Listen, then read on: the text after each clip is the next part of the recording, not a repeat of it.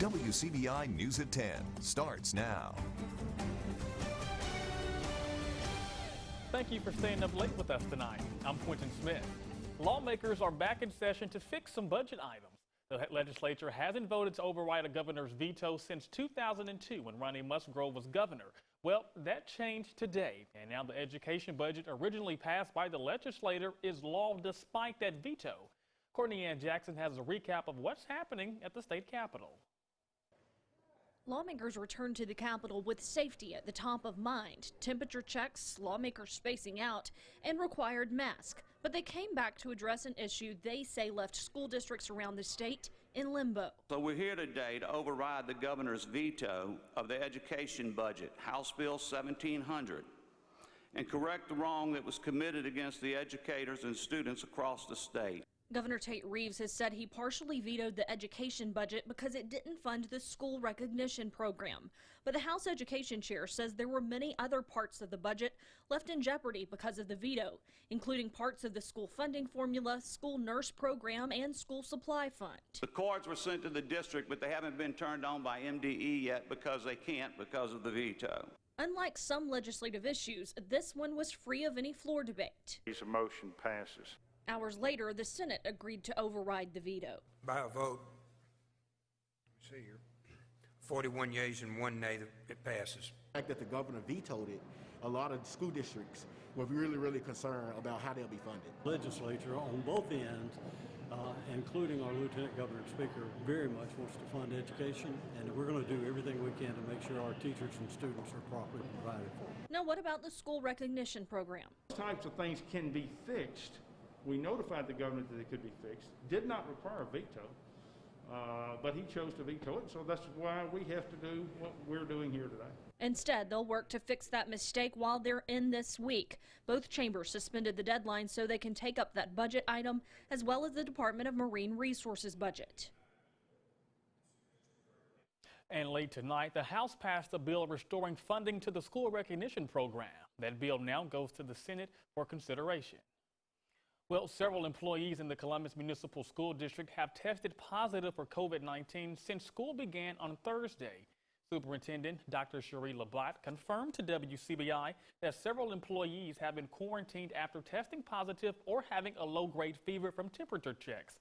In a statement, Labat says employees have tested negative but cannot return to school because they have a fever. She says, quote, "We are being transparent while protecting the medical privacy of our employees," end quote. Internet access in rural areas such as WCBI County has been an ongoing issue. And with the school year set to begin next week, the district has a plan to make sure students and teachers have what they need for virtual learning. Our Bobby Martinez explains. This is history in the making. Having little or no internet service is a common reality for rural areas like in WCBI County. Terry Lewis, principal at Arrow Nash Elementary, says it was important for the school district to come up with a plan to make sure each student has internet access. Providing them with these hotspots and these internet services will allow them to be able to do the work that is necessary for them to continue on their trajectory to college and career readiness. Administrators are taking steps for virtual learning and installing remote internet connections, bringing classrooms to the car. Our school district is purchasing laptops for our students and our teachers, and our district is also placing hotspots within the different various parts of the community so that the people who do not have internet service will be able to drive up to these hotspots and access the internet. Erica Smith, assistant principal at Arrow Nash Elementary, says students and teachers will be using a unique platform for the first few months of school. Our virtual model will use the Microsoft Teams platform, and that is our primary source for our students these first 9 weeks. Smith says smartphones with internet access will also be available to students. We are living in a time of technology. If they're unable to have access within their home, we have many smartphones that students and parents have access to, and they can use internet with those devices. And the need for virtual capabilities is being noticed. Dave Miller, spokesperson for C Spire, says the demand for internet services in rural areas have skyrocketed in recent months. They've seen just demand go out of the roof. We've had, probably 50, 75, 100% increase in demand for those services. People want to be connected. Really important to have a really good internet connection, and that's really what C Spire majors in. That was our Bobby Martinez reporting there. Rice says roughly 70 students will be on campus for their hybrid model learning, but on Fridays, all classes will be virtual while the school completes a deep cleaning. Another mild and muggy evening out there. Take a live look outside up north at the Lowndes County Courthouse. 79 degrees right now in Columbus, but of course, all that humidity remaining out and about out there. So it is still feeling very humid as you're walking out the door. Now, overnight tonight, temperature is going to stay pretty close to where they are now. We're targeting 74 for the low in Columbus. We'll stay at 77 in Tupelo. Generally a mostly clear to partly cloudy sky.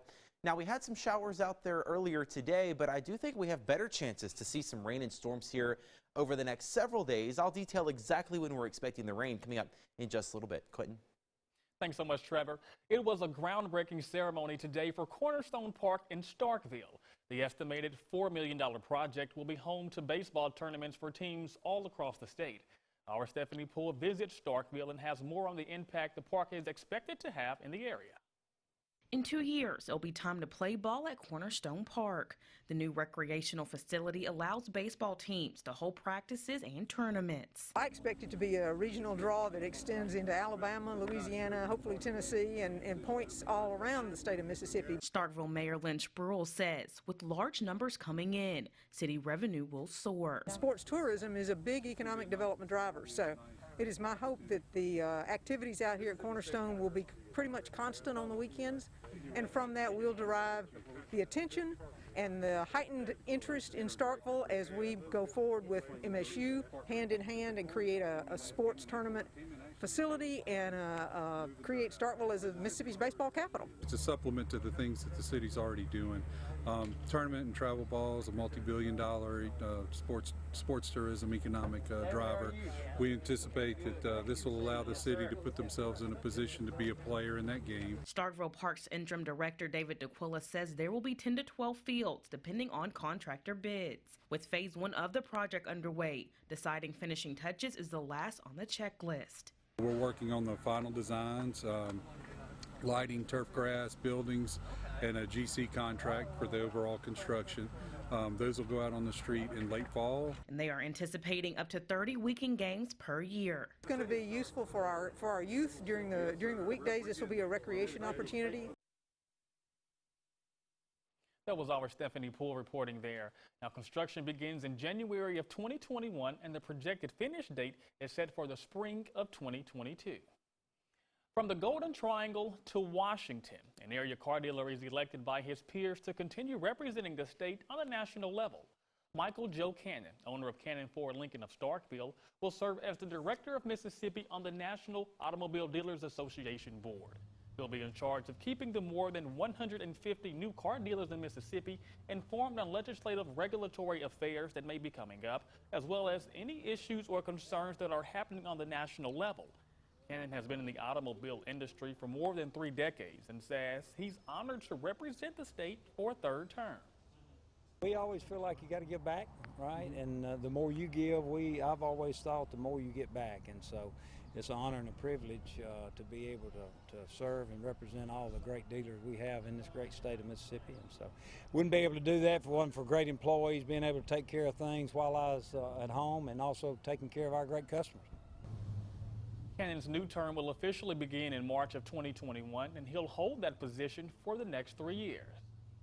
And now turning our attention over to weather, and Trevor, it was straight up hot today, my man. That's the only way I can describe it. Hot and humid as all get out. And unfortunately, it's going to stay that way. Take a look at this. Tomorrow's forecast, 96, basically where we were today. The only difference is we'll have some more showers and storms out there that, if you're lucky, will help to cool you down just a little bit. And that's going to continue to be the trend here for the next several days. I've got a full look at your AccuWeather 7-day forecast coming up right after the break. Stay with us.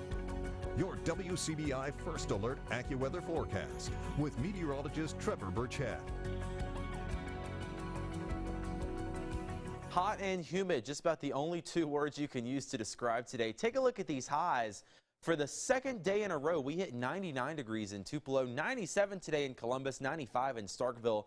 Keep in mind, though, our average high for this time of year is 92, so we're even hotter than we normally are. And, of course, the humidity adding into that heat index, making things feel a lot warmer than that. Now, we did have some showers out there earlier today that helped to cool us down just a little bit. Most of us didn't see any rainfall.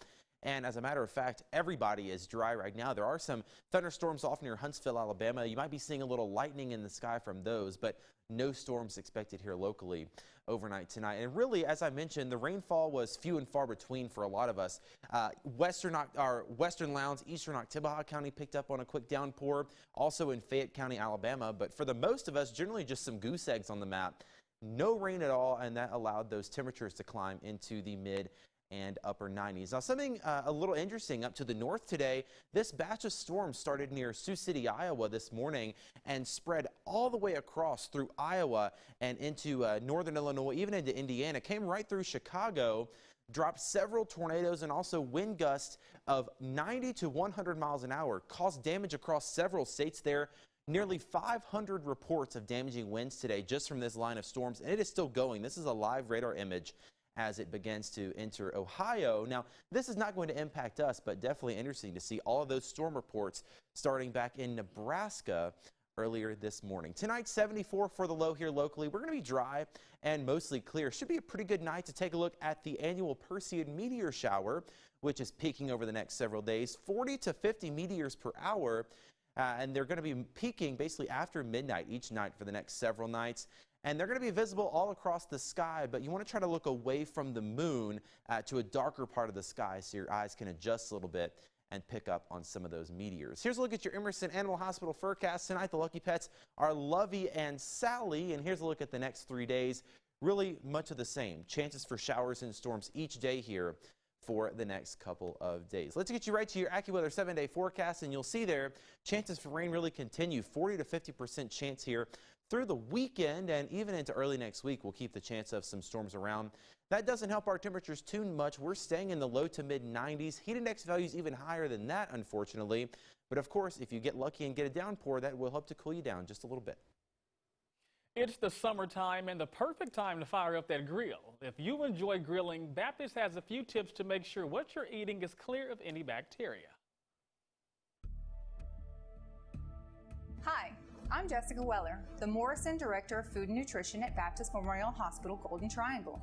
Tonight I want to talk to you about food safety while grilling. Many factors can affect food safety. While most bacteria can't be seen, tasted, or smelled, many of these microorganisms can be harmful. When ingested, these pathogens cause foodborne illness. They spread through contact with cutting boards, utensils, surfaces, hands, and food. But your family can stay healthy if you follow food safety recommendations.